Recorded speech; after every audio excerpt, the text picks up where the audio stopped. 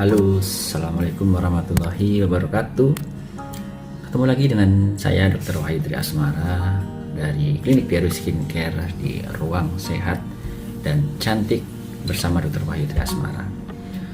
Kali ini saya ingin membahas topik yang cukup hangat belakangan, yaitu tentang hiperpigmentasi atau flek hitam atau melasma, atau yang kadang-kadang teman-teman sering menyebutnya gosong gitu ya. Nah, penyebab dari flek hitam sendiri cukup banyak ya teman-teman ya. Yang paling sering yang kita alami adalah karena faktor paparan sinar matahari, faktor hormonal, faktor genetik, kurangnya perawatan, penggunaan sunscreen, juga faktor-faktor lain yang paling sering mempengaruhi, yaitu usia dan juga faktor hormonal. Pil KB misalnya, penggunaan dari kontrasepsi. Paling sering adalah faktor dari paparan sinar matahari yang seringkali memicu timbulnya flek hilang dan timbul kembali. Dalam penanganan flek hitam ada golden standard untuk mengobati flek hitam tersebut, yaitu adalah dengan penggunaan hidroquinon. Hidroquinon ini sendiri bukan merupakan senyawa atau bahan baku obat yang berbahaya. Jadi yang selama ini sering digembar-gemborkan oleh beberapa oknum seolah-olah bahwa hidroquinon itu berbahaya, justru sebaliknya, hidroquinon merupakan golden standard dari pengobatan flek hitam atau melasma. Namun, nah ini ada garis bawah ya, penggunaan hidroquinon ini benar-benar harus diperhatikan di bawah pengawasan dan juga persepan oleh dokter. Hidroquinon sendiri bisa digunakan dalam batas yang wajar antara 2-5%. Nah, dan penggunaannya juga tidak dalam jangka panjang, dalam artian biasanya setelah 3 bulan akan dilakukan evaluasi.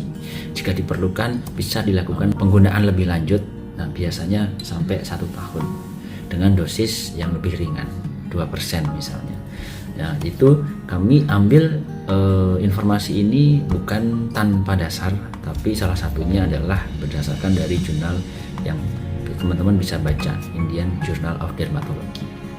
Dan secara mudahnya penggunaan hidroquinon, steroid, dan tretinoin dalam pengobatan sehari-hari oleh dokter itu umum sebenarnya digunakan. Namun yang terjadi adalah seolah-olah produk-produk tersebut berbahaya dan tidak boleh digunakan.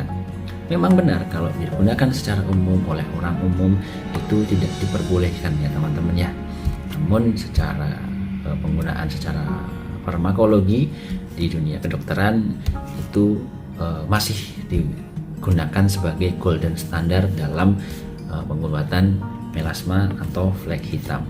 Teman-teman juga perlu ketahui bahwasannya produk-produk yang mengandung hidroquinon, mengandung steroid, mengandung tretinoin itu bisa didapatkan di apotek. Ada di apotek dan itu berdasarkan resep dokter. Jika bahan-bahan tersebut atau obat-obat tersebut berbahaya, tentu saja sudah tidak diperbolehkan berada di apotek, teman-teman ya.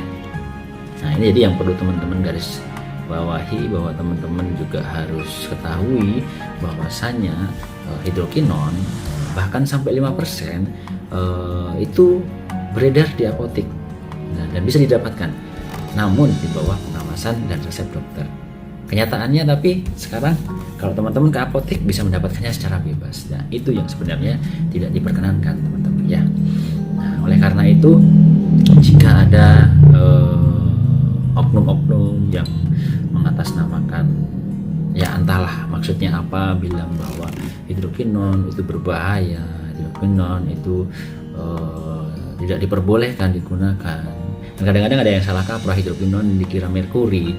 Itu harus diluruskan bahwasanya hidroquinon ini masih dipergunakan dalam standar pengobatan flek hitam. Di DRW Skincare sendiri kami menggunakan hidroquinon dalam batas wajar, dalam artian untuk kasus-kasus tertentu. Jadi selama ini jika orang datang ke DRW Skincare rata-rata itu sudah memiliki keluhan yang biasanya dengan kondisi wajah bermasalah. Jarang sekali orang datang ke DRW Skincare tanpa masalah. Jarang sekali orang datang ke beauty consultant DRW Skincare tanpa masalah. Rata-rata yang datang pasti biasanya memiliki masalah. Baik itu flek hitam, baik itu jerawat dan bekas jerawat yang juga menimbulkan flek hitam semacam itu.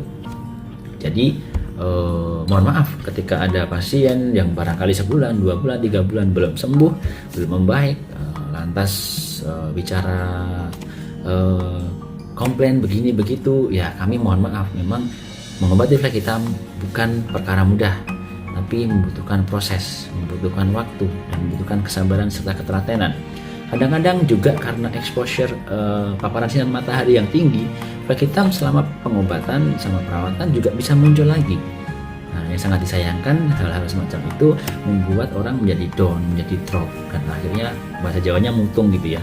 Dan bahkan sampai posting di media sosial, katanya pakai DRW begini begitu. Ya, kami tidak akan menyalahkan, kami juga tidak akan istilahnya marah. Itu adalah hak masing-masing konsumen dan pasien, dan saya pribadi menyampaikan bahwasannya flek hitam memang tidak permanen dan bisa muncul kembali, teman-teman. Nah, kadang-kadang pergantian krim dari dokter itu juga bisa menimbulkan flek hitam. Namun sekali lagi, kenapa kami melakukan penggantian? Karena memang dalam penggunaan hidrokinon pada kasus flek hitam misalnya, itu tidak boleh dipergunakan dalam jangka panjang. Nah, ketika sudah dalam jangka waktu tertentu, kami harus mengevaluasi lagi, kami harus memberikan solusi selanjutnya supaya dalam perawatannya tetap bisa menghasilkan wajah yang baik dan sehat, tentunya dalam jangka panjang. Nah, salah satunya kenapa sering ada pergantian krim itu karena memang diperuntukkan supaya kulit tetap bisa diatasi flek hitamnya dengan baik tanpa menimbulkan efek yang buruk untuk di masa mendatang.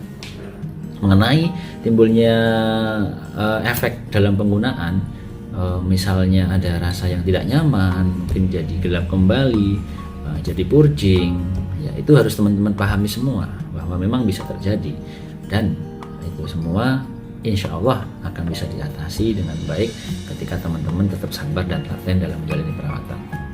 Dan teman-teman juga harus ketahui bahwa di DRW Skincare tidak semua kasus menggunakan sediaan hidrokinon, retinoin atau kortikosteroid ya teman-teman ya. Jadi hanya kasus-kasus tertentu, hanya kasus-kasus flek hitam yang berat. Nah, dan bahkan kasus-kasus yang flek atau melasma yang ringan kami tidak mempergunakan hidrokinon. Kasus-kasus jerawat kami tidak mempergunakan hidrokinon, hanya kasus-kasus tertentu. Nah, misalnya kasus-kasus flek hitam yang berat, yang sudah ditangani dengan segala macam produk belum membaik misalnya, bisa digunakan atau diresepkan hidrokinon. Kalau tidak, kami menggunakan sediaan-sediaan yang tentunya sudah memiliki izin notifikasi dari Badan POM teman-teman, supaya aman, supaya nyaman. Nah, pun kalau diperlukan penggunaan hidrokinon dapat dilakukan, tentunya dengan pengawasan dokter. Begitu ya teman-teman ya. Jadi jangan salah kaprah mengenai hidrokinon, mengenai kortikosteroid, mengenai sediaan-sediaan retinoin semacam itu. Bahwasanya secara keilmuan di dunia kedokteran, sediaan-sediaan tersebut bisa dipergunakan. Ingat, hidrokinon berbeda dengan merkuri. Oleh karenanya teman-teman harus bisa membedakan antara hidrokinon dan merkuri. Oke teman-teman, itu yang bisa saya sampaikan. Kurang lebihnya mohon maaf. Assalamualaikum warahmatullahi wabarakatuh.